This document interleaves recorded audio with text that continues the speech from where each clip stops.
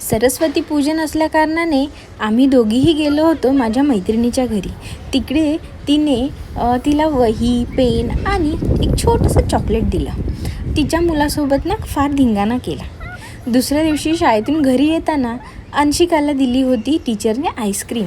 दाखवत होती ती सगळ्यांना आणि घरी आल्यानंतर मलाही फार त्रास दिला. खूप मस्तीखोर आहे.